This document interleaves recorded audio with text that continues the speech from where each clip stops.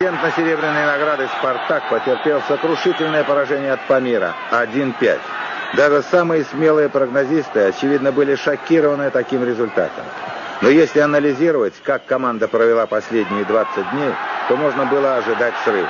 Может, не такого сенсационного. Ведь спартаковцы сыграли 6 матчей и в каждом потратили массу физических и моральных сил. На эту встречу их просто не осталось.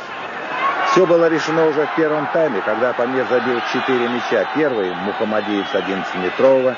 Затем стремительная атака Памира завершилась точным ударом Мухадова. Вроде бы не так часто душанбинцы угрожали воротам спартаковцев, но атаки строились на внезапности, и при инертности гостей такая игра принесла результат. Прекрасно исполнил штрафной все тот же Мухамадиев. Не успели зрители успокоиться, как им пришлось приветствовать очередной успех Памира. Базаров с близкого расстояния провел 4-й мяч. Во втором тайме команды по существу доигрывали встречу. Хозяева поля действовали неторопливо, а «Спартак» понял, что отыграться невозможно. Но несколько атак в своем стиле спартаковцы все-таки провели. Очевидно, удача совсем отвернулась от гостей.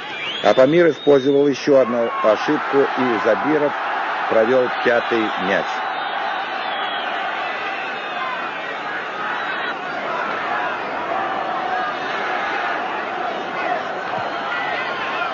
Вот эта ошибка спартаковского защитника Хлестова.